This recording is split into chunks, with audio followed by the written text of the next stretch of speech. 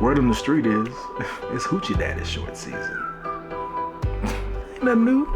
It's been Hoochie Daddy short season in this house, okay?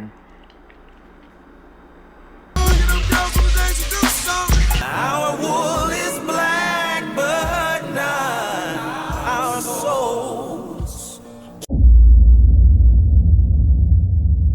What's up, everybody? Today is June 2nd, second day of no social media, and I can be honest, I feel cool. You know, besides a few moments where I was stumbling and trying to find time to fill my idle time and getting mad at my phone and me trying to figure out where the app was because I forgot I deleted it. But then once I was like, oh yeah, well, you don't have it no more, boo-boo. So I think that this may be like a test of idle time, what I can do with my idle time. Because here's the thing, for me, Instagram is like a default. Like I don't go on Instagram itching to go on Instagram. It's more so like I don't have anything better to do in that moment, or I kind of want to just take a break from whatever I'm doing in that moment. And it's just like a mindless scroll. And I think like if a lot of us can be honest, that could be us too. But you just like that picture. But I saw nothing here that told me that you liked the picture. But I saw that you liked the picture. But I'm like, do you know that you liked the picture? I saw that in myself, and I don't like that for me. You know, you do what you want to do, but for me, I don't like that. June 2nd, today's title, Plato's View. It says, how beautifully Plato put it. Whenever you want to talk about people, it's best to take a bird's eye view and see everything all at once, of gatherings, armies, farms, weddings and divorces, births and deaths, noisy courtrooms or silent spaces, every foreign people, holidays, memorials, markets, all blended together and arranged in pairing of the opposites.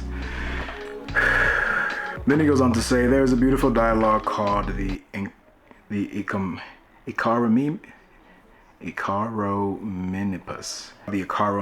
which is like an aerial experience. Okay, let's start over.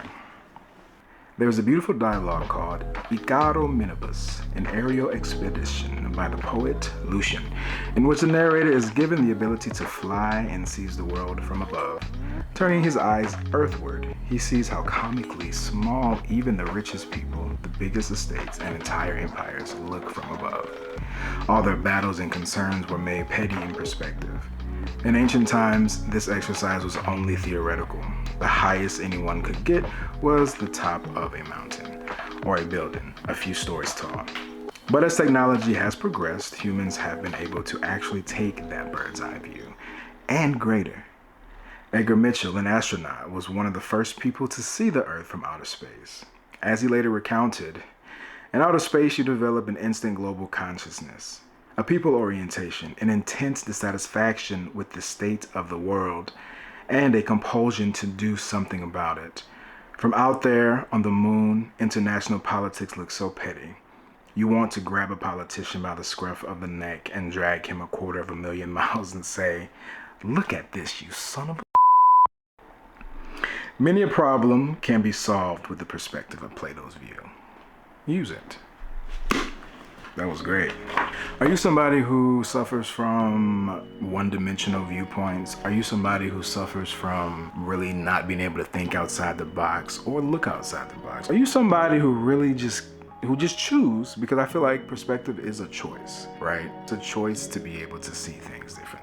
So back to my questions, are you somebody who suffers with, the choice of choosing to look at things differently, but then complain about your reality, or you can't really figure out the issues that are in your reality? And I'm not talking about external things. I'm talking about things that you can control. You see, Plato here, he mentions people, and I'm glad he did, because I feel like sometimes we don't take relationship seriously. If you're somebody who always looks at things from a face-to-face value, which I get, sometimes you need to do that, but those situations require face value situations. But when you're dealing with the deeper part of life, like relationships, issues, to kind of map out the course of where you are, when you're trying to map out where you're going, you need to elevate your perspective, baby. Hear me. We speak on stuff without getting the bigger picture, and then we take deep dives into things. And I'm guilty of this, okay? So as I'm journaling to you, baby, I'm journaling to myself too. If there's an issue that you're trying to deal with, if there's a problem that you're trying to understand, my very first advice to you would be to look at yourself First and foremost, look at what you do, look at how you react, look at who you attract, look at you. Then take yourself to that aerial view of what the bigger picture is. When you're trying to solve mysteries about yourself, if you're trying to solve mysteries about yourself, because some of y'all ain't even trying. Because some of y'all are just, well, that's just how I am.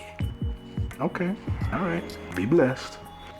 If you take the aerial view of your life, even if it's to yourself, you ain't gotta tell everybody.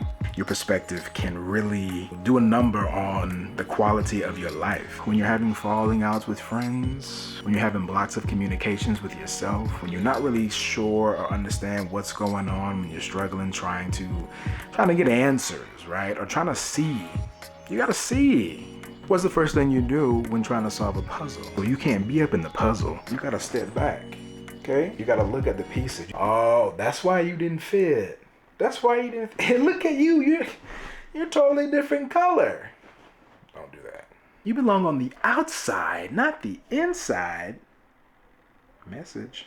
Once you get that bigger picture, watch how things look differently. It kind of helps you from making mistakes. It kind of helps you from jumping to conclusions. Having an aerial view, you can maybe understand people better. In the book, Marcus Aurelius talks about when you talk about people, make sure that you get the whole view, as many aspects of who they are first. There's so many different facets to life, and there's so many different pieces to the puzzle.